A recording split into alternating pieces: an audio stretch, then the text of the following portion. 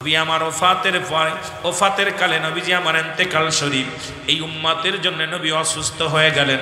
নবী আমার এত অসুস্থ, ঘরের মধ্যে বসে আছে আম্মা জান আয়েশা সিদ্দিকা রাদিয়াল্লাহু তাআলা আনহা, এদিকে আম্মা জান ফাতেমা রাদিয়াল্লাহু তাআলা আনহা, এই দুজন বসে আছে। নবীজি আমার অসুস্থ। এমন সময় নবীজি আমার চোখের পানিগুলো সেরে সেরা হাওমাও করে কাঁদতেছে। উম্মতের জন্য কেন কাঁদছে, কেমনে কাঁদছে একটু বলে যায় বাবা শোনো। কেন আপনি কাঁদবেন না? রাসূল আমার ওফাতের সময়ও কাঁদতেছিলেন। নবী তো নিজেই বলছে আমার ওফাত তো উম্মতের জন্য কল্যাণ স্বরূপ, মঙ্গল স্বরূপ। সুতরাং নবীজি কাঁদতেছিলেন। আর জিবরিল আমিনের সঙ্গে কি কথা হয়, আল্লাহর সঙ্গে কি কথা হয় একটু জানলে বেশি খুশি হবেন আমার বাবারা, আমার বন্ধুরা। আমার নবীজি চোখের পানিগুলো সারিয়া সারিয়া কান্দে রে। নবীর কান্না দেখি আরে মা ফাতিমা জিগে আব্বা যান আপনি এত কাঁদছেন কেন? আপনি একই তো অসুস্থতার উপরে এত কাঁদছেন। ও মুসলমান শুনে না, রাসূল আমার কান্দে আর বলে ফাতিমা রে, আমার উম্মতের জন্য আমি কান্দি। আমার রব্বে কারীম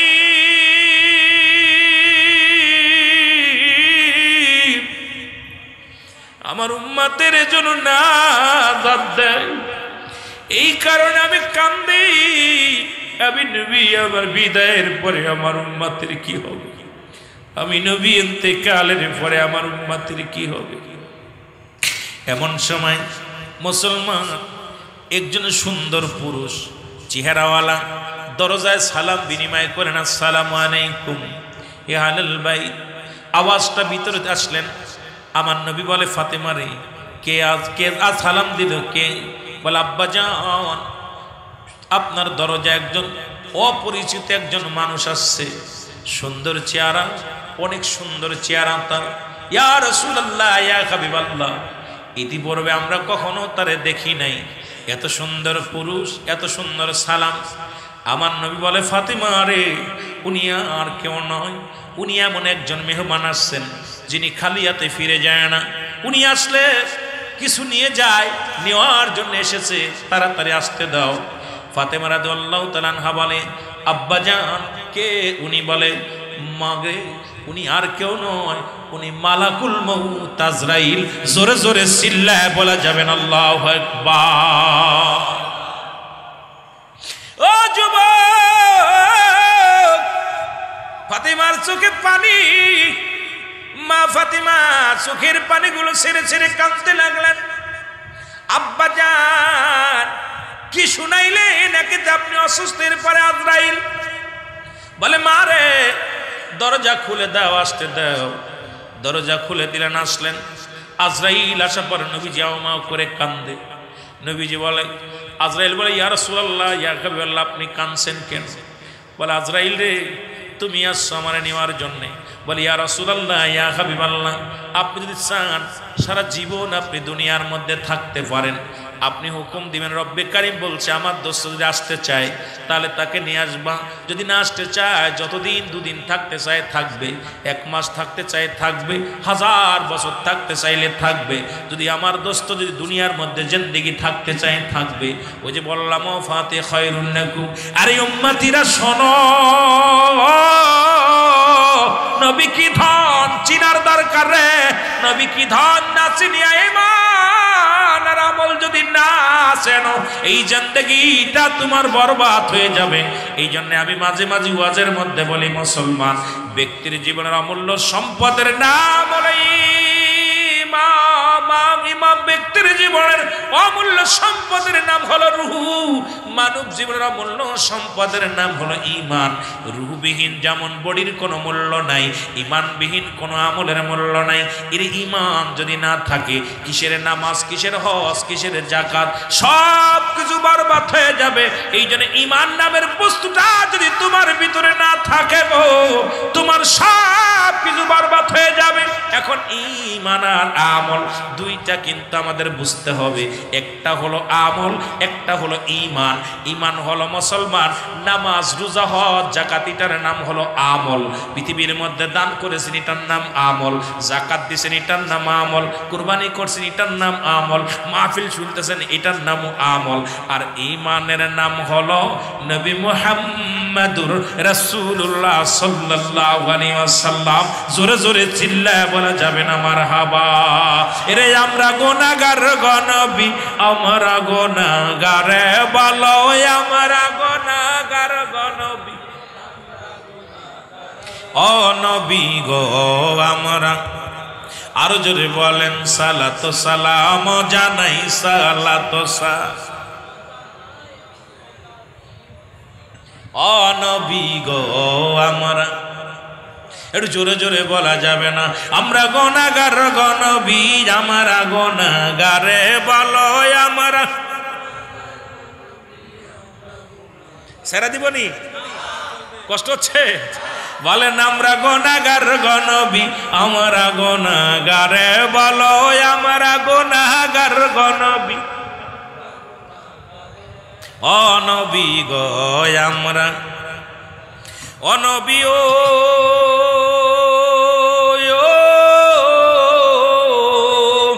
ওরে আপনি তো আল্লাহর প্রিয়, এই জগতের পরে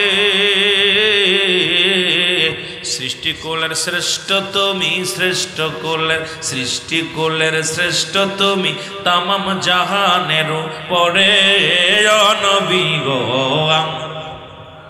আরো জোরে বলেন আমরা গুনাহগার গো নবী, আমরা গুনাহগার বলো, আমরা গুনাহগার গো নবী, ও নবী গো। সালাত সালাম জানাই, সালাত সালাম জানাই আপনার পরে ও নবী গো। এ দুনিয়ার মুসলমান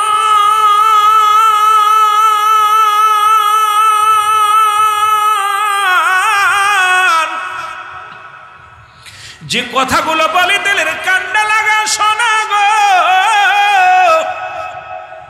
ও যুবক বন্ধুরা, আজরাইল বলে ইয়া রাসূলুল্লাহ, ইয়া হাবিবাল্লাহ নবী গো, আমি আপনার সালাম বিনিময় করলাম, যতদিন মন চায় আপনি যে থাকতে পারেন, যেতে পারেন নবী গো। আমার নবী কয় জিবরিল একটু আমার কাছে আসতে বলো। ভাই জিবরিল কই? জিবরিলের সঙ্গে আমার একটু আলাপ দরকার। জিবরিল আমিন সঙ্গে সঙ্গে দৌড়ায় আসলেন। ও মুসলমান দৌড়ে গেলেন আজরাইল আলাইহিস সালাম। জিবরিলকে খবর দিলেন, জিবরিল রে তাড়াতাড়ি যাও, নবীজি তোমাকে তোমাকে কি করছে খুঁজছে, তাড়াতাড়ি যাও। জিবরিল আমিন দৌড়ে চলে আসলেন, আসিয়া আমার নবীজির পাশে দাঁড়াইলেন। নবীজিকে সালাম দা, আসসালামু আলাইকুম ইয়া রাসূলুল্লাহ, আসসালামু আলাইকুম ইয়া হাবিবাল্লাহ, আসসালামু আলাইকুম ইয়া রাহমাতাল লিল আলামিন। নবী কয় আলাইকুম আসসালাম। ভাই জিবরিল, জিবরিল রে আমি তোমার জন্য তলব করেছি, আমার রব্বে কারিমের কাছে জানতে চাই আমার উম্মতের কি উপায় হবে। আজরাইল তো এসে গেছে আমার নেওয়ার জন্যে। আজরাইল যেহেতু নিকটে খাড়া, আমি জানতে চাই তুমি আমার রব্বে কারিমের কাছে একটু জেনে আসো আমার উম্মতের কি অবস্থা হবে। আরে আমার নবী জানতো, তারপর শরীয়ত একটা আছে রে। আমার নবীজি বলে জিবরিল রে, আমার উম্মতের আমার ওফাতের পরে আমার উম্মতের কি গতি হবে রে? অতি আল্লাহ বলেন উইদ্দাতুল মুমিনিন, আল্লাহ কয় মুমিনদের জন্য, মুত্তাকিনদের জন্য একটা নয়, দুটি নয়, 8-8টা জান্নাত প্রস্তুতি করে রাখছি। জোরে জোরে চিল্লায় বলা যাবে না মারহাবা? আর একটু জোরে বল আল্লাহু আকবার। ও মুসলমান গভীর মনোযোগ শোনো গো। জিবরিল আমিন যা কান্দে দৌড়ে গেছে রব্বি কারিমের কাছে রে। জিবরিল আমিন দাঁড়ায়া দাঁড়ায়া কান্দে। আবার আল্লাহ ডাক দিয়ে বলে জিবরিল রে তুমি কেন কান্দো? আজকে কান্দো, তোমার চোখে পানি রে। জিবরিল আমিন ফুফায় ফুফায় কান্দে। আমার আল্লাহ ডাক দিয়ে বলে জিবরিল রে তুমি কেন কাঁদছো? বলে ইয়া রাসূল, আমার রব, আমার আল্লাহ, গিয়েছিলাম আপনার হাবিবের কাছে রাহমাতুল লিল আলামিনের কাছে, সেখান থেকে আপনার কাছে আসছে একটা বিষয় জানার জন্য। আর জিবরিল আমিন বলিয়া হাওমাও করে কান্দে। আল্লাহ বলে, জিবরিল তুমি কান্দো কেন? বলে, আমার আল্লাহ গো, পৃথিবীর মধ্যে আমার আর দুনিয়ার মধ্যে ওহী নিয়ে যা বন্ধ হয়ে যাবে। পৃথিবীর মধ্যে আদম নবীর কাছে গেলাম 4 বার, ইব্রাহিম আলাইহিস সালামের কাছে গেলাম 42 বার, মুসা আলাইহিস সালামের কাছে গেলাম 450 বার, আর 24,000 বার গেছি আমার নবী রাহমাতুল লিল আলামিনের কাছে। এ আমার আল্লাহর কাছে ওহী নিয়ে যাব। আর পৃথিবীর মধ্যে আমার নবীর কত ভালোবাসা রে। ডাক দিয়ে বলে, রব্বে কারীম,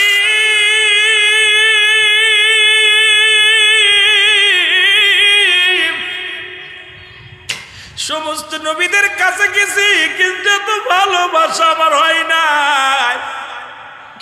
আদমের কাছে 4 বার গিয়েছিলাম রে, ইব্রাহিমের কাছে 42 বার, মুসা নবীর কাছে 450 বার। আর প্রিয় নবী আপনার দোস্ত প্যারা নবী, নবী দুজানের বাদশা, আমার নবীর কাছে কতবার আমি গেলাম।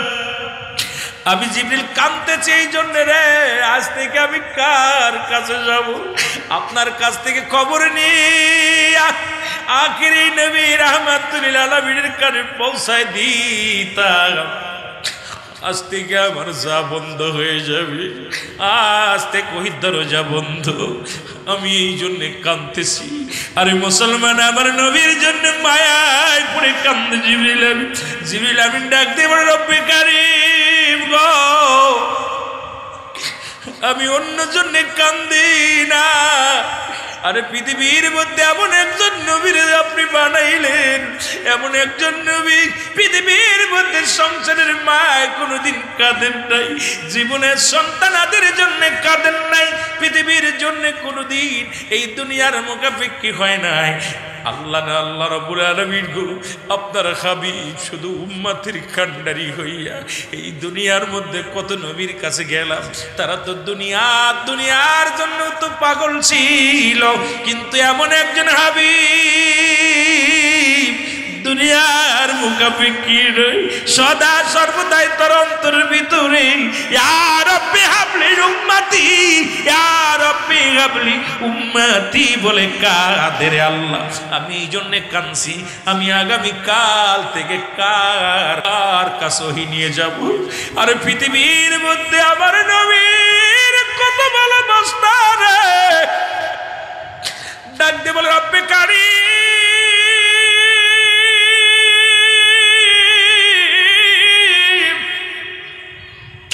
সমস্ত নবীদের কাছে গেছি কিন্তু এত ভালোবাসা আমার হয় নাই। আদমের কাছে 4 বার গিয়েছিলাম রে, ইব্রাহিমের কাছে 42 বার, মুসা নবীর কাছে 450 বার। আর প্রিয় নবী আপনার দোস্ত প্যারা নবী, নবী দুজানের বাদশা, আমার নবীর কাছে কতবার আমি গেলাম। আমি জিবরিল কাঁদতেছি এই জন্য রে, আজ থেকে আমি কার কাছে যাব? আপনার কাছ থেকে খবর নিয়ে আখিরি নবী রাহমাতুল লিল আলামিনের কাছে পৌঁছায় দিতাম। আজ থেকে আমার যা বন্ধ হয়ে যাবে, আজ থেকে ওই দরজা বন্ধ। আমি এই জন্য কাঁদতেছি। আরে মুসলমান, আমার নবীর জন্য মায়ায় পড়ে কান্দে জিবরিল আমিন। জিবরিল আমিন ডাক দিয়ে বলে, রব্বে কারীম গো, আমি অন্য জন্য কান্দি না। আরে পৃথিবীর মধ্যে এমন একজন নবীর আপনি বানাইলেন, এমন একজন নবী পৃথিবীর মধ্যে সংসারের মায় কোনোদিন কাঁদেন নাই, জীবনের সন্তানাদের জন্য কাঁদেন নাই, পৃথিবীর জন্য কোনোদিন এই দুনিয়ার মুখাপেক্ষী হয় নাই। আল্লাহ না আল্লাহ রাব্বুল আলামিন গো, আপনার হাবিব শুধু উম্মতের কান্ডারি হইয়া এই দুনিয়ার মধ্যে কত নবীর কাছে গেলাম, তারা তো দুনিয়ার জন্য তো পাগল ছিল, কিন্তু এমন একজন হাবিব দুনিয়ার মুখাপেক্ষী নয়, সদা সর্বদাই তোর অন্তরের ভিতরে ইয়া রাব্বি হাবলি উম্মতি, ইয়া রাব্বি হাবলি উম্মতি বলে কাদের আল্লাহ। আমি এই জন্য কাঁদছি, আমি আগামী কাল থেকে জান্নাতে যাবে 18 বছরের যুবক, আর তোর তো যুবক বানা সুন্দর চেহারা দিয়ে দিবে, কালাগুলো সব জাহান্নামে যাবে। ওই দিন কালাটা আমল করার কারণে ওটা সুন্দর হয়ে যাবে। জোরে বলেন সুবহানাল্লাহ। কথা বুঝছেননি? আমরা তো আসওয়াত মার্কা মানুষ, কি কোন দাদা? কষ্ট পাচ্ছেন না আপনারা? কষ্ট পাচ্ছেন? হযরত আলী রাদিয়াল্লাহু তাআলা রাসূলের কদমে আসছে, নবীজি বলতেছে আলী, দুই ভাবে দোয়া করতেন। এইভাবে নবীজি উল্টা দোয়া করতেন, যেটা এটা অতি ফাঁস করে কবুল হতেন, আর নবীজি এইভাবে দোয়া করতেন, দুইভাবে দোয়া করতেন, এটাও কবুল হতেন, কিন্তু একটু সময় লাগতো। আর ইমার্জেন্সি রাসূলুল্লাহ যখন ইমার্জেন্সি দরকার, তাড়াতাড়ি দরকার, দোয়াটা তাড়াতাড়ি আল্লাহর সঙ্গে সরাসরি মানে কবুল হওয়ার দরকার, রাসূলুল্লাহ এইভাবে উঠাইতেন, হাত উঠাইতেন। সুবহানাল্লাহ বলেন না? দুইভাবে হাত উঠাইতেন, এইভাবে এবং এইভাবে হাত উঠাইতেন। আমার বাবারা আমার, গভীর মনোযোগ। রাসূলুল্লাহ বলতেছে আলী, আল্লাহ তুমি আমার আলীরে বুকে ফিরাই দাও। আলী রাদিয়াল্লাহু তাআলা সামনে, ইয়া রাসূলুল্লাহ আমি আপনার আলী হাজির সামনে। নবীজি একটা মিসকি হাসি দিয়ে বলে, ইয়া রাসূলুল্লাহ, ইয়া হাবিবাল্লাহ, আপনাকে যে জিব্বা দিয়ে আলী গালি দিছিল, সেই জিব্বাটা আমি ছিঁড়ে আপনার কদমের মধ্যে আনছি। আলী রাদিয়াল্লাহু তাআলা, ইয়া রাসূলুল্লাহ আমি জীবিত থাকতে আমার রাসূলকে গালি দিবে, আমি আলী মেনে নিব, আমার রাসূলকে নিয়ে কটূক্তি করবে। আমি সুন্নিদেরকে বলতে চাই, আরে আমরা বেঁচে থাকতে সুন্নিরা আমার রাসূলকে আমাদের যা বলবা বলো, আমাদেরকে গালি দাও দুঃখ নাই, আমাদেরকে হত্যা করো দুঃখ নাই, আমাদেরকে মেরে ফেলো কষ্ট নাই, কিন্তু আমার রাসূলকে নিয়ে কটূক্তি করলে আমরা জীবনকে বাজি রেখে তোমাদের পরে ঝাঁপিয়ে পারবো, আমরা এক চুল পরিমাণ ছাড় দিব না। আমরা রাসূলকে ভালোবাসি, জোরে বলেন ঠিক কিনা? আরো জোরে বলেন ঠিক কিনা? আমরা আমার নবীকে জানের চাইতে বেশি ভালোবাসি।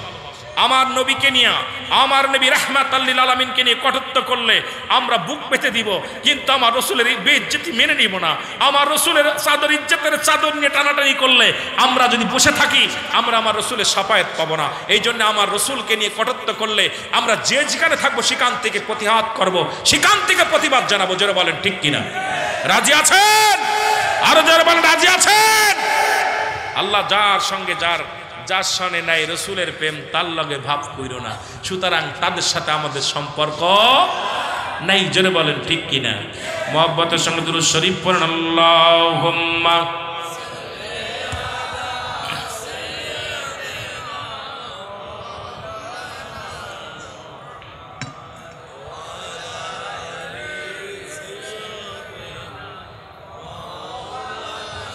এমন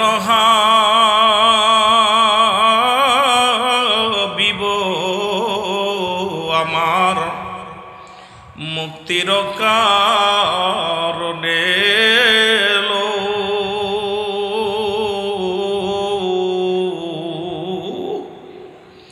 ওফাতের পরেও নবীজি পাপী উম্মতিরে না ভুলিল, এমন হাবিব আমার। আমি বলতেছিলাম মুসলমান দিলের কান্ডা লাগা শোনো গো,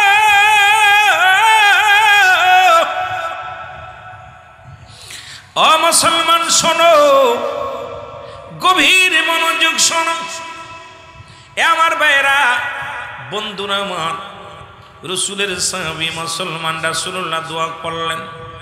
দোয়া করার পর, ও আমার ভাইরা আমার, বন্ধুরা আমার, রাসূল দোয়া করলেন। দোয়া করার পর এরপরে নবীজিকে জিবরিল আমিন বলে, ইয়া রাসূলুল্লাহ, ইয়া হাবিবাল্লাহ, আপনার সাহাবী জান্নাতের মধ্যে ঘোরাঘুরি করে। রাসূল, অমুক মেয়েটার কারণে আপনার সাহাবী দুনিয়া থেকে বিদায় হয়ে গেছে, আপনার যুবক সাহাবী বিদায় হয়ে গেছে। রাসূলুল্লাহ চলে গেলেন সেই মেয়ের বাড়িতে, যা বললেন, মেয়েটার দরজায় দাঁড়ায় নবী দাঁড়াইলেন। মেয়েটা বলে, ইয়া রাসূলুল্লাহ, ইয়া হাবিবাল্লাহ, নবী গো, ইসলাম যত সুন্দর, ইসলাম যত প্রিয়, ইসলাম যে এত সুন্দর নবী গো আমি জানি না। ইয়া রাসূলুল্লাহ, ইয়া হাবিবাল্লাহ, আমি আর একটা মিনিটও মুসলিম থাকতে চাই না।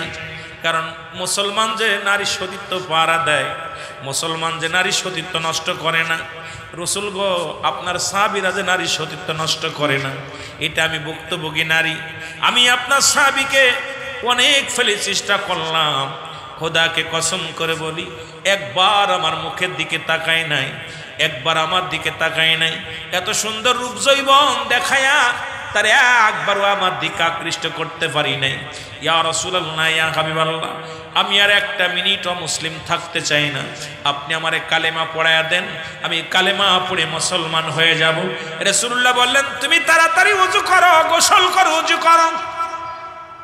গোসল করলেন, ওযু করলেন, রাসূলুল্লাহর সঙ্গে সঙ্গে কালেমা পড়ায়া দিলেন, লা ইলাহা ইল্লাল্লাহু মুহাম্মাদুর রাসূলুল্লাহ। জোরে জোরে চিল্লায়া বলা যাবে না মারহাবা। এ মুসলমান গভীর মনোযোগ,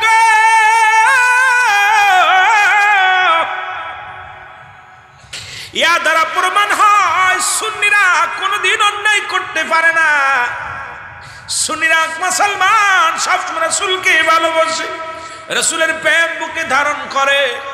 আমার বাবারা, সুন্নিদের কাছে যেমন নারীরা মুসলমান সুরক্ষিত রয়, পৃথিবীর মধ্যে, এই পৃথিবীর মধ্যে এমনভাবে সুন্দরভাবে নারী সতীত্ব নষ্ট করার জন্যে বাংলাদেশে অসংখ্য মানুষ আছে, কিন্তু সুন্নিদের কাছে নিরাপত্তা তারা থাকে। আমার রাসূল সেই শিক্ষা দিছে, জোরে বলেন ঠিক কি না? আর একটু জোরে জোরে চিল্লায়া বলা যাবে না মারহাবা? আর একটু জোরে জোরে চিল্লায়া বলা যাবে না আল্লাহু আকবার? আমার দয়াল নবী বিহনে আপন বলতে কেহ নাই জগতে, আমার আপন বলতে, আরো জোরে বলেন, আমার আপন বলতে। ওরে ভেবে দেখি আমি সবই মিশে, ভেবে দেখি আমি সবই মিশে, অগমিশে মায়ার সংসারে, আপন বলতে কেহ নাই জগতে, আমার দয়াল নবী বিহনে, আমার মায়ার নবী আপন বলতে কেহ নাই জগতে, আমার আপন বলতে। এ মুসলমান গভীর মনোযোগ, যে কথা বলতেছিলাম গো, মামায়াতি খায়রুল লাকুম ওয়াফাতি খায়রুল লাকুম।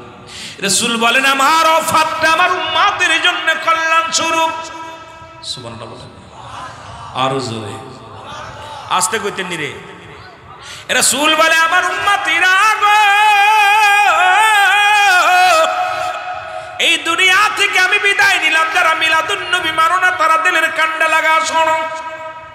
মিলাদুন নবী যারা মানো না, রাসূল বললেন, আমার উম্মতিরা রে, এই দুনিয়া থেকে আমি বিদায় নিলাম, এটা আমার উম্মতের জন্য কল্যাণ স্বরূপ।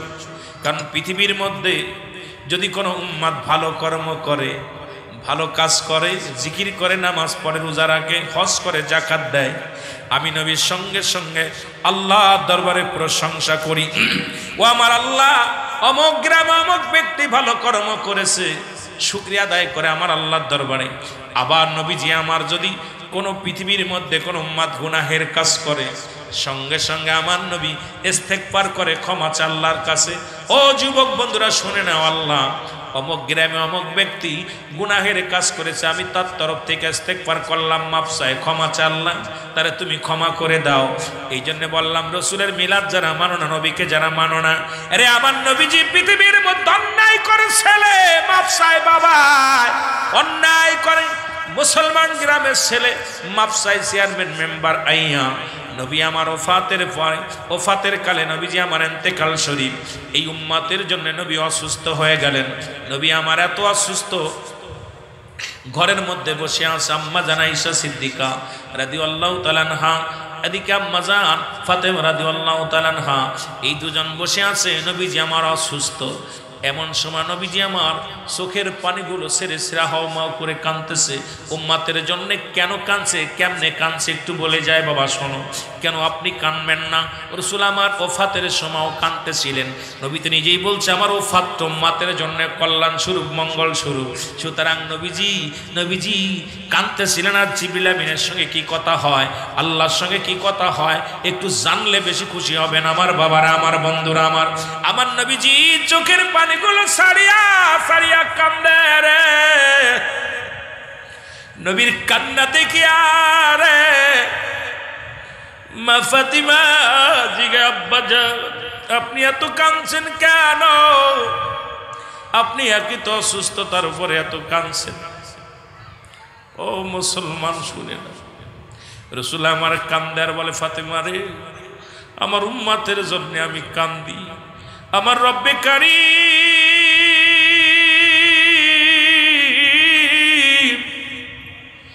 আমার উম্মতের জন্য না দাদ দেয়, এই কারণে আমি কান্দি। আমি নবী আমার বিদায়ের পরে আমার উম্মতের কি হবে? আমি নবী ইন্তেকালের পরে আমার উম্মতের কি হবে? এমন সময় মুসলমান একজন সুন্দর পুরুষ চেহারাওয়ালা দরজায় সালাম বিনিময় করেন, আসসালামু আলাইকুম ইয়া আহলাল বাইত। আওয়াজটা ভিতরে আসলেন। আমার নবী বলে ফাতেমা রে কে আজ সালাম দিল কে?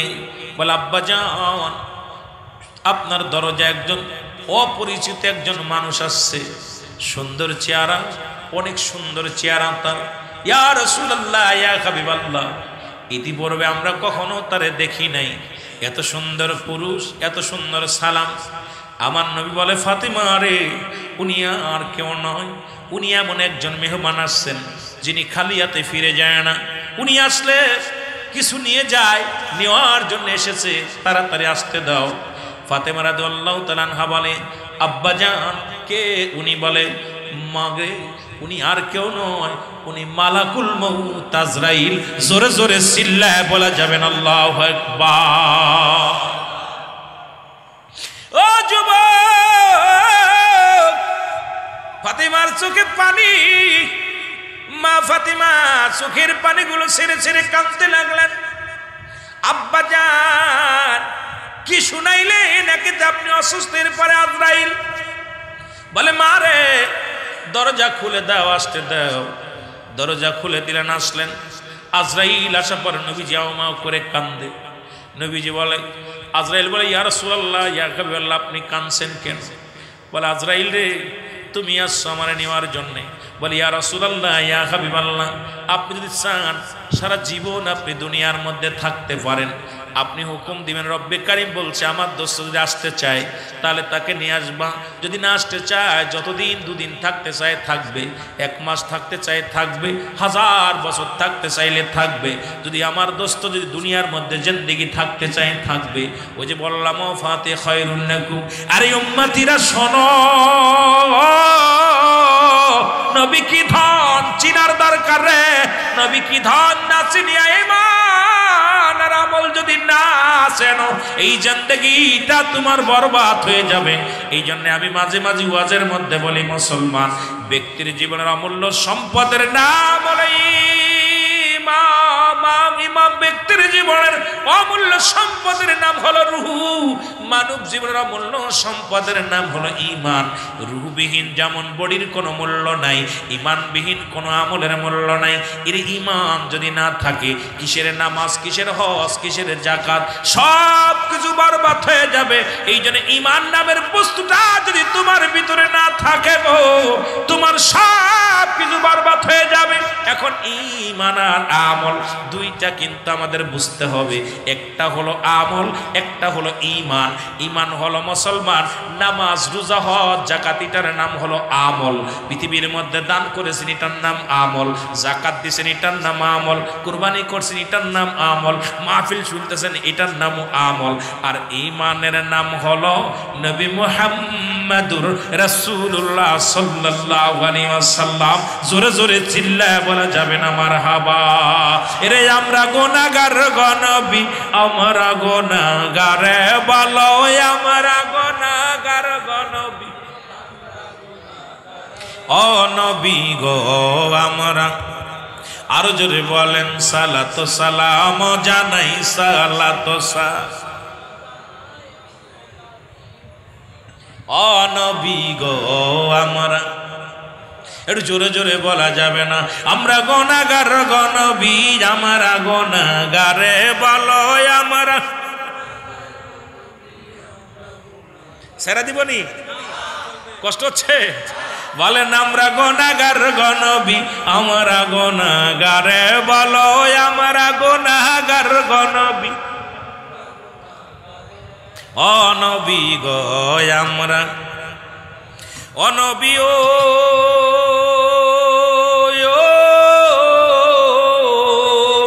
ওরে আপনি তো আল্লাহর প্রিয় এই জগতের পরে, সৃষ্টি কুলের শ্রেষ্ঠ তুমি শ্রেষ্ঠ কুলের সৃষ্টি কুলের শ্রেষ্ঠ তুমি তামাম জাহানের পরে ও নবী গো। আরো জোরে বলেন আমরা গুনাহগার গনবী আমরা গুনাহগারে বলো আমরা গুনাহগার গনবী ও নবী গো। সালাত সালাম জানাই সালাত সালাম জানাই আপনার পরে ও নবী গো। এ দুনিয়ার মুসলমান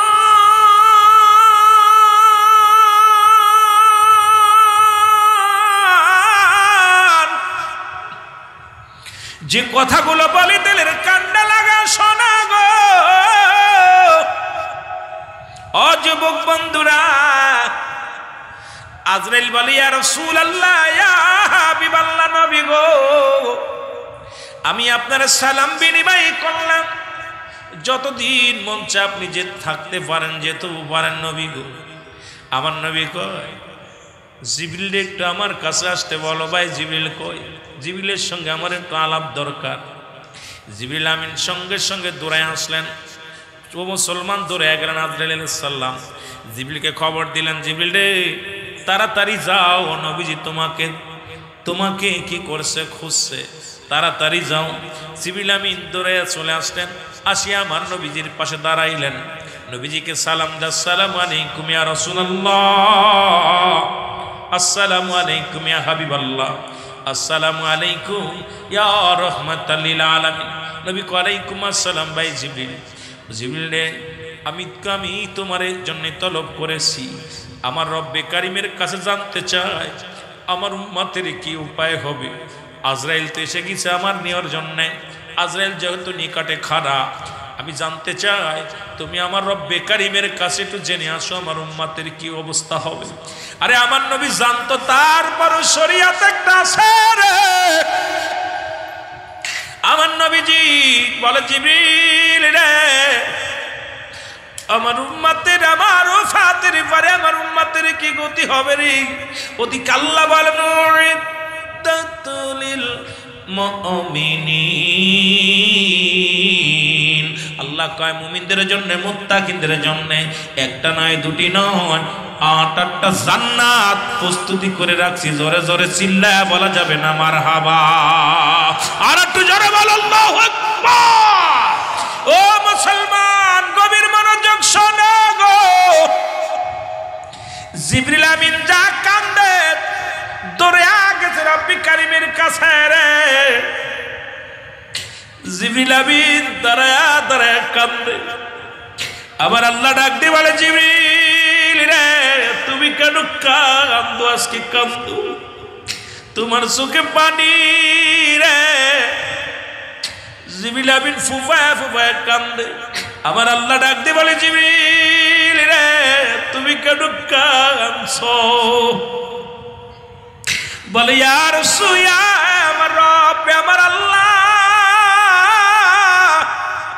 গিয়েছিলাম আপনার হাবিবের কাছে রাহমাতুল লিল আলামিনের কাছে, সেখান থেকে আপনার কাছে আসছে একটা বিষয় জানার জন্য। আর জিবরিল আমিন বলিয়া হাওমাও করে কান্দে। আল্লাহ বলে জিবরিল তুমি কান্দো কেন? বলে আমার আল্লাহ গো, পৃথিবীর মধ্যে আমার আর দুনিয়ার মধ্যে ওহী নিয়ে যা বন্ধ হয়ে যাবে। পৃথিবীর মধ্যে আদম নবীর কাছে গেলাম 4 বার, ইব্রাহিম আলাইহিস সালামের কাছে গেলাম 42 বার, মুসা আলাইহিস সালামের কাছে গেলাম 450 বার, আর 24,000 বার গেছি আমার নবী রাহমাতুল লিল আলামিনের কাছে। এ আমার আল্লাহ,